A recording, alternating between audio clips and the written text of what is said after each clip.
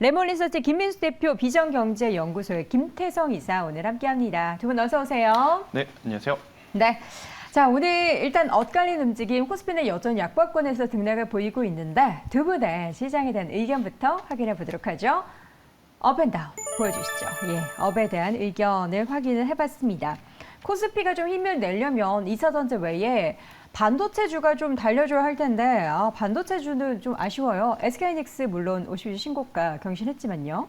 네, 일단 보니까 네. 이 업이 바람이 돼버렸네요. 그냥 우리의 소원은 업이다.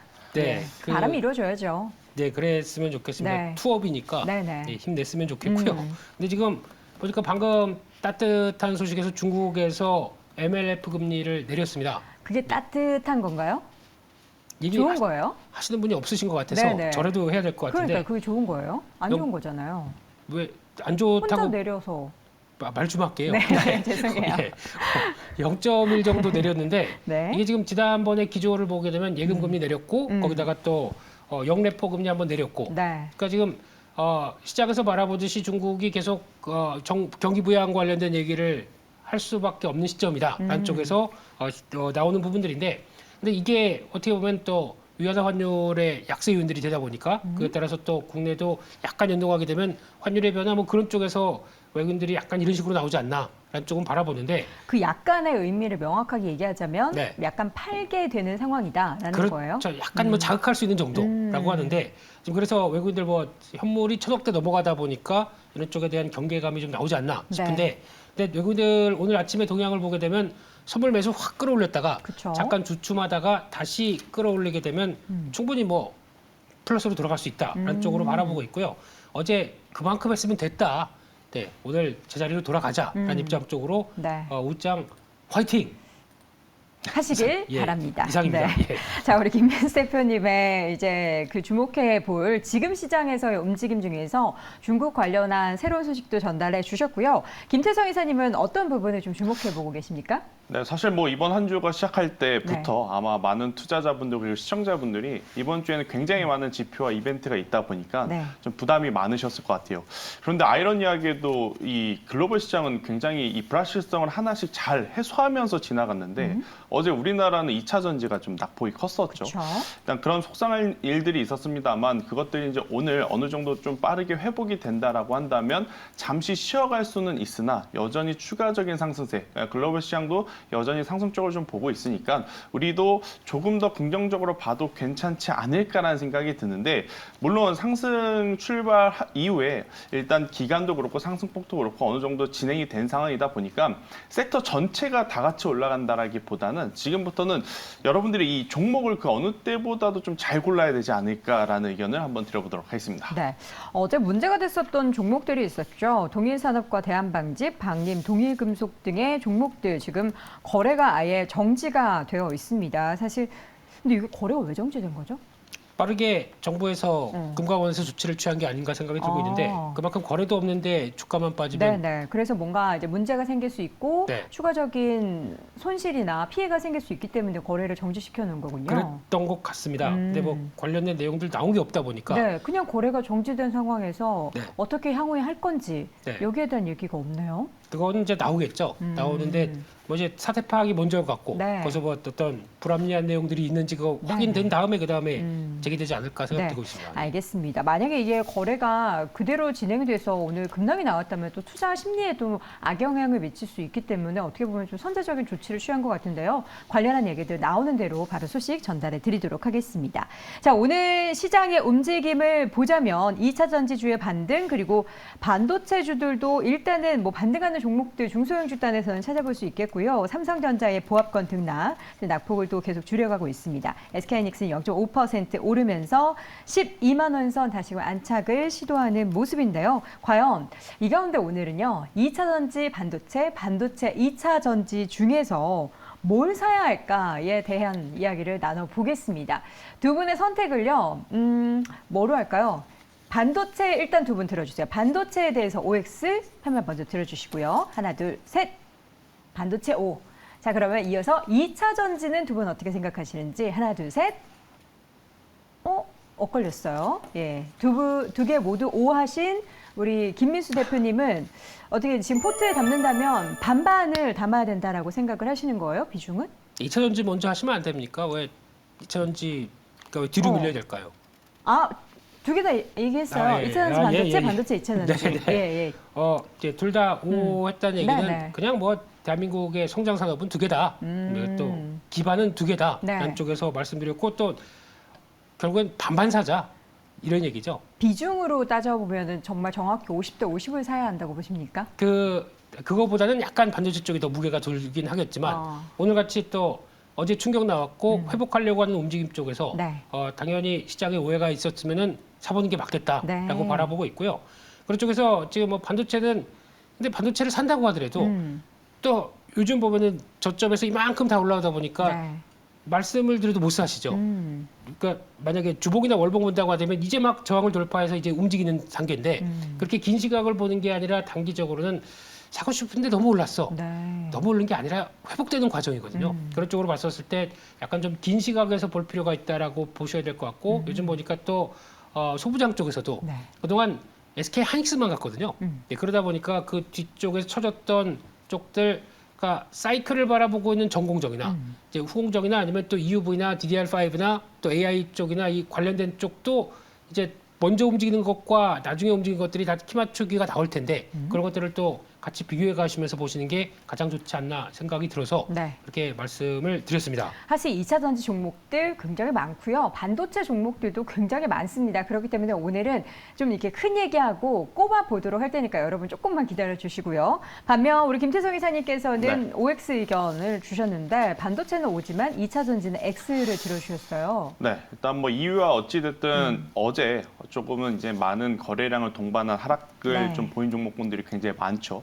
그러면 이제 만약 어제 예를 들어서 10%가 빠진 종목이라면 빠른 시일 안에 오늘 종가 혹은 이번 주 안으로 어제 하락분의 50% 이상은 좀 되돌리는 모습이 나와야 저는 투심이 좀 안정적으로 좀 찾아가고 다시 한번 매수세가 들어올 가능성이 높지 않을까라는 생각이 들어요. 네. 일단 오늘 아침에 이제 반등이 나온 것은 과대 낙폭에 따른 이제 단기 반발세일 뿐 일단 어제 악재를 모두 털어냈다라고 보기에는 다소 힘이 약한 부분이 있어서요. 2차 전지가 나쁘다라고 제가 말씀드리려고 한 건 아니고 단기적으로 보시더라도 조금은 더 지켜보고 이게 이제 완전히 회복 기조로 들어왔는지 보시면서 타이밍을 잡고 트레이딩을 해야 되지 않을까라는 의견 한번 드려보도록 하겠습니다. 네, 자 그러면 하나씩 면밀히 보도록 하죠. 반도체, 2차 전지 일단 두 개 다 공략을 반반해보자라고 말씀하셨던 김민수 대표님은 반도체의 어느 쪽을 보고 계신지, 2차 전지 어느 쪽을 보고 계신지.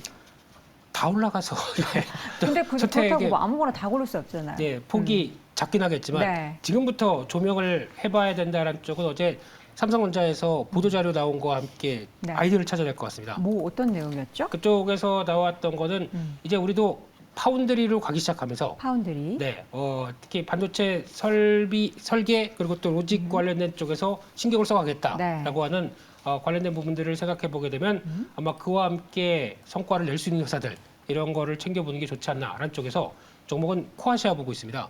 네. 코아시아. 네, 삼성전자 반도체 쪽에서 SAFE라고 하죠. 그쪽에 참여한 디자인 솔루션 업체고 네, 디자인 그랬었을 업체. 때 앞으로 이 관련된 업체들은 뭐 몇 가지 있죠. 가장 많이 올라간 게 칩셋 미디어고 네. 거기다가 이제 후발 앞으로 할 일이 많은 회사 중에 하나가 또 오픈 엣지 테크놀로지겠고 그중에 또 하나 코아시아 같은 경우도 같이 성과를 낼 수 있겠다라는 네. 입장이라고 하게 되면 이제 중요한 거는 기대감 외에 이제 성과를 내는 부분들이 확인돼야 제일 중요할 것 같고 그런 쪽에서는 이런 회사의 가장 큰 특징은 지금은 아유 뭐 재무구조 보면은 실적 별론데라고 생각하실지 모르겠지만 실적은 앞으로 IP를 확보하면서 그러니까 설계를 해주고 나가게 되면은 거기서 나오는 IP가 그대로 있기 때문에 그걸 계속 활용한다고 하게 되면 쌓일 수밖에 없습니다. 그러니까 그런 과정들이 이어간다라고 하게 되면 앞으로 할 일이 많을 것이다라는 쪽에서 이런 회사들의 변화들을 계속 체크하고 답을 보는 게 중요할 것 같습니다.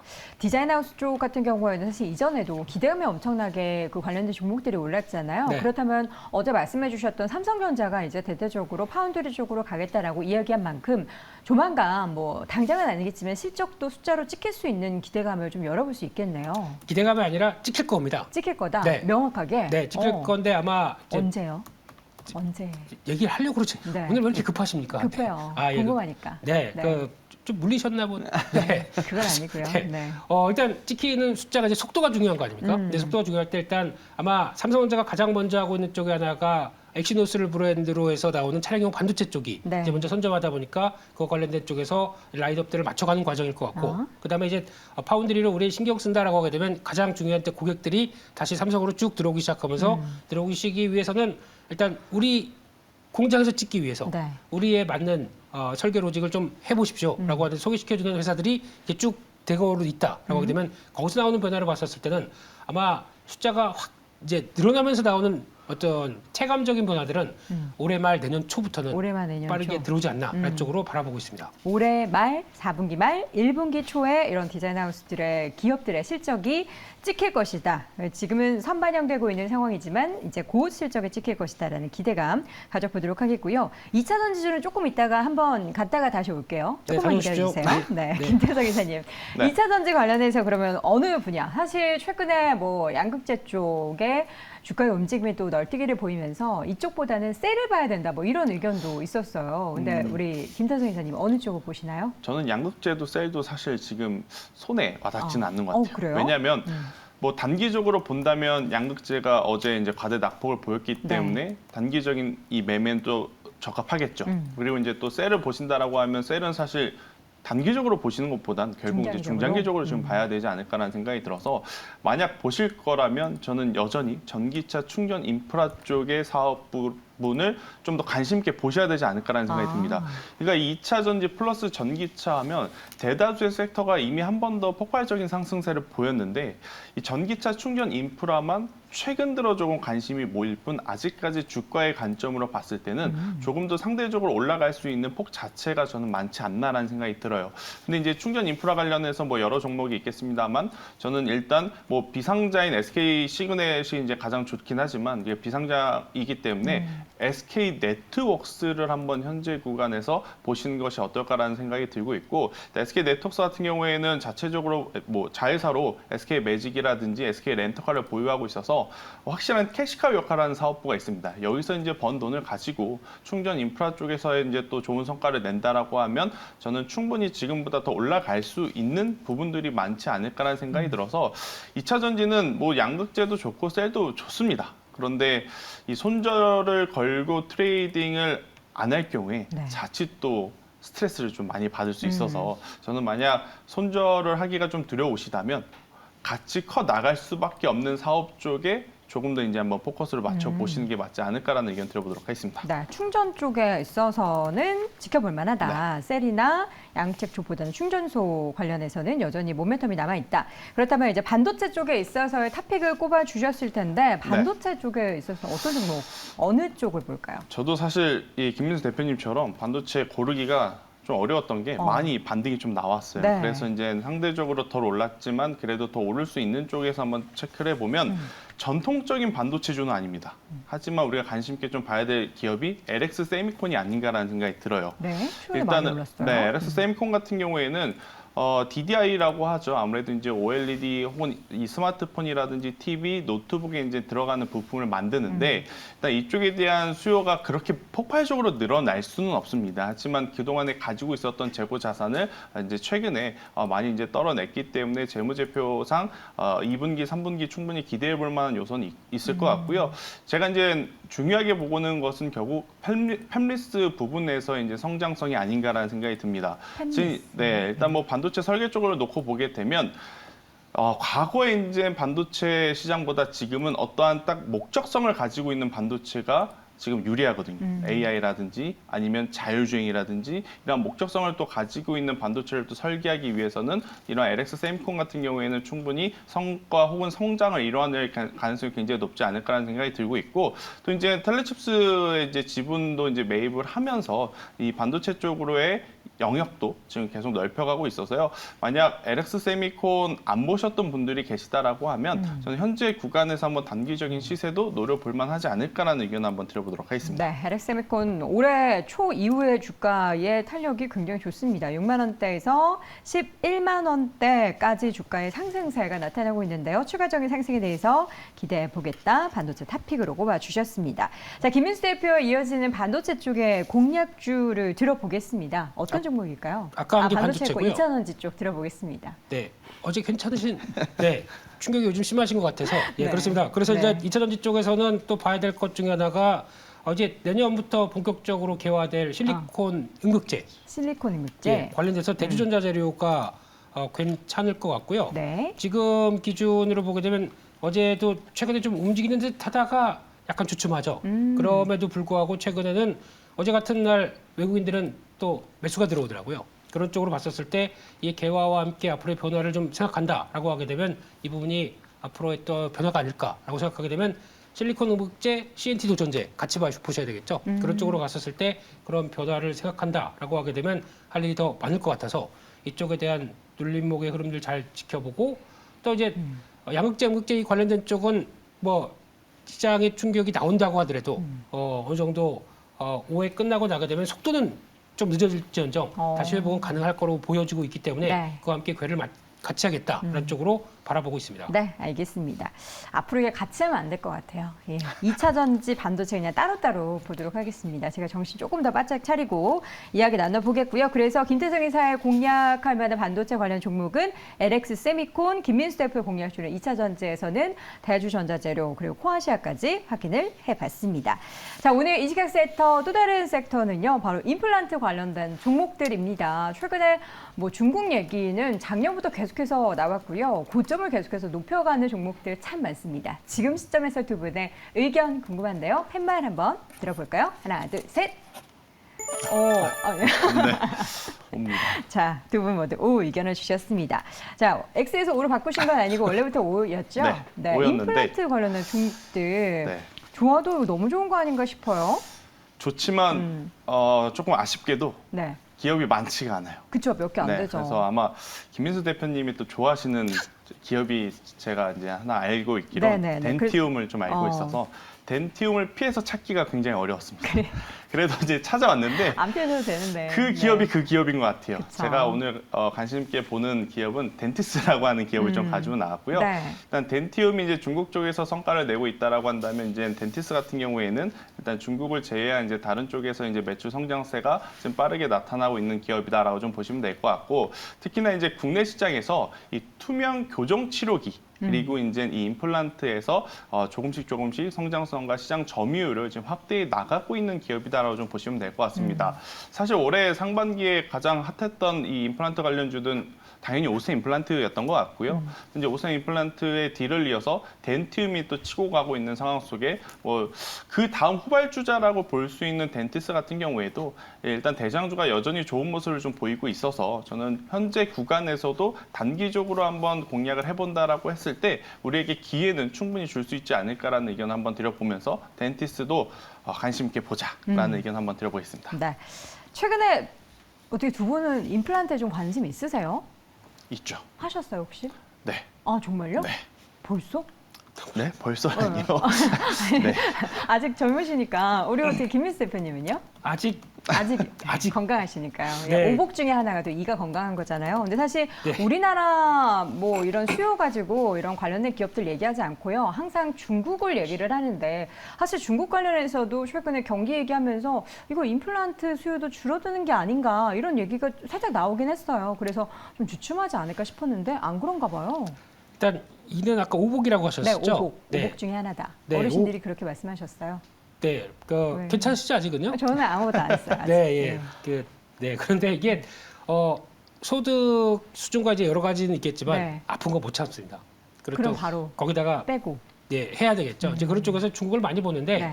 상대적으로 우리나라가 이제 보험 쪽에 이제 커버가 되기 시작하면서 과거 75세 쪽에서 65세로 낮춰지다 보니까 거기서 폭발적으로 성장한 부분들이 있고 또 비급여 쪽으로 들어갔던 부분들까지 생각하게 되면 오히려 이게 더 커졌던 부분들인데 그런 과정들이 이어갈 수 있겠다라고 하게 되면 단순하게 중국뿐만 아니라 뭐 유럽이나 북미도 아직까지는 지금 침투율 쪽으로 보게 되면 우리나라보다 훨씬 더 떨어집니다.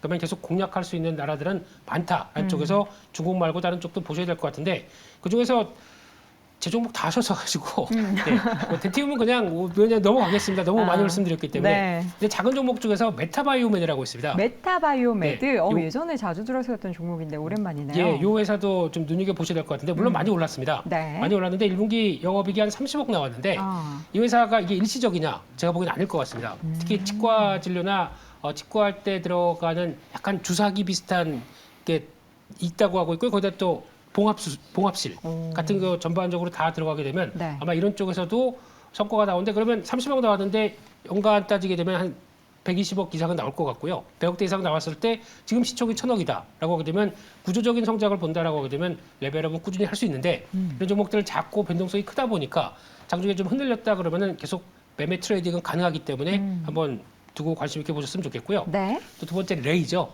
네, 레이는 그냥 레벨업 자연스럽게 가는 과정들. 네. 그래서 아마 변화가 이제 레이도 그렇고 그러니까 앞서 덴티스 같은 경우는 중국의 허가가 약간 좀 밀렸습니다.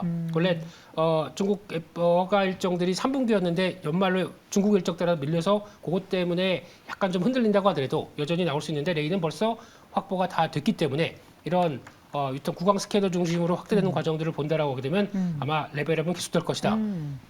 다 했네요. 임플란트 쪽은 다인데요. 네. 네, 다 좋다. 다 좋습니다. 네, 전반적으로 순환매도 돌아가고 같이 올라갈 때도 손잡고 같이 올라가고 네. 실적 지키고 앞으로도 기대할 부분들이 많다. 이 정도로 정리하면 되나요?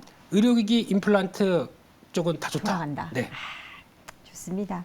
자, 관련한 종목들 많이 오르긴 했는데요. 그럼에도 불구하고 오르는 건 여전히 시장이 앞으로 더 좋아질 수밖에 없는 그런 상황이 아닌가라는 생각이 듭니다. 자, 그렇다면 이제 오늘 이런 핫한 종목들 말고요. 이 두 분이 가지고 오신 히든 섹터가 궁금한데요. 먼저 김태성 이사님, 어떤 히든 섹터 가지고 오셨습니까?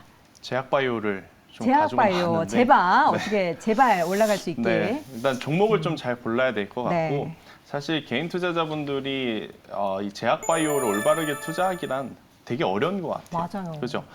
모든 레포트를 보더라도 그 레포트에서는 하나같이 완벽한 약이라고 하기 때문에 이게 맞느냐 안 맞느냐를 참 판단하기 어려울 것 같은데 일단 굉장히 많은 기업들 중에 저는 일단 실적 기준으로 봤을 때 SK 바이오팜을 현재 구간에서 한번 담아보는 것도 괜찮지 않을까라는 생각이 듭니다.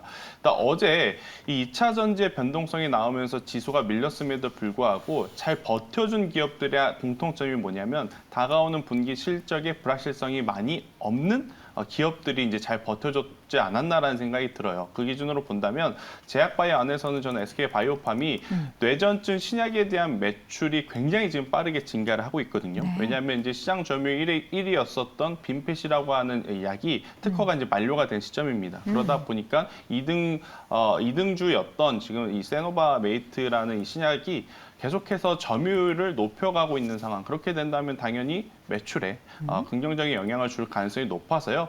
저는 굉장히 많은 제약바이오가 있겠습니다만 일단 실적 기준으로 보시는 게 맞지 않을까라는 생각이 들어서 SK 바이오팜을 현재 구간에서 우리가 한번 관심 있게 보시는 것도 필요하다는 의견 드려보겠습니다. 네. 제약바이오 쪽에서 SK 바이오팜 관련해서 이야기를 나눠봤고요. 히든 섹터 우리 김민수 대표님은 네, 반도체 쪽의 PCB 쪽. PCB, 네. 반도체 안에서도 숨어있는 PCB. 반도체용 PCB라고 봐야 되겠죠. 왜 PCB를 보세요? 요즘 보면은 대덕전자 심텍도 그렇게 오늘 심택 잘 오르더라고요. 난리를 피더니 이제 올라갑니다. 핵심은 AI가 또 펼쳐주는 변화에 대해서 네. 그때 또 FCBGI라고 한때 또 열심히 저희가 공부하고 스터디했는데 네. 이거 업황 안 좋다 보니까 쏙 쭉 들어갔어요. 밀렸었죠. 이게 딱 잘했네요. 이때. 그래서 좀 최첨단 패키징이 나올 때 할 일이 많아진다라고 네. 하게 되면 국내 쪽에서는 삼성전자가 갖고 있는 H큐브가 이쪽에 대한 성과를 나올 수 있기 딱 마련됐다라고 하게 되면 약간 메모리 반도체 쪽에 조금 더 무게를 두게 되면 심텍인 것 같고요. 하지만 최첨단 패키징 쪽으로 간다라고 했을 때 거의 뭐 투자 목숨 걸고 했던 회사가 대덕전자입니다. 그렇기 때문에 이 성과가 나올 때가 됐다라고 바라보는데 네. 이거 말고 이거 말고 열심히 대덕전자, 심택 얘기하시고 결국엔 다른 쪽. 결론은 네. 종목 중에 하나가 잘 모르는 종목 중에서 타이거 일렉이라고 있습니다. 타이거 일렉이요? 네. 호랑이 전자. 네. 네. 아, 이- 그러네요. 네. 이 회사가 해야 될 그러니까 월봉을 보시게 되면은 꾸준하게 올라갔습니다. 오. 그만큼 최근 들어서 부각을 받고 있는 것 중에 하나가 네. PCB 쪽에 들어가는 게 어떤 쪽이냐면 반도체 검사 장비 쪽에 들어가는 후공정 쪽의 PCB입니다. 그러니까 프로브 카드나 이런 쪽에 들어가면서 PCB를 같이 맞춰주게 되면 네. 후공정 요즘에 하나마이크론부터 패키징과 관련된 얘기들 계속 나오고 있죠. 이게 이제 따로 떨어져서 성과를 낸다라고 하게 되면 계속 보여줄 수 있을 성과를 내준다라는 쪽에서 앞으로 주목을 해야 될 것 같고요. 그런 쪽에서 지금 단기적으로는 실적들이 한 2, 3분기 업황이 안 좋다 보니까 좀 부진했었죠. 근데 살아나기 시작하게 되면 또 빠르게 성과를 낼 수 있겠다는 쪽에서 네. 봐야 될 것 같습니다. 알겠습니다. PCB 관련해서 타이거 일렉 또 생소한 종목일 수 있는데요. 새롭게 한번 스터디해 보시기 바랍니다. 자, 오늘 내부자들 함께 했고요. 레몬리서치의 김민수 대표, 비전경제연구소 김태성 이사 함께 했습니다. 고맙습니다.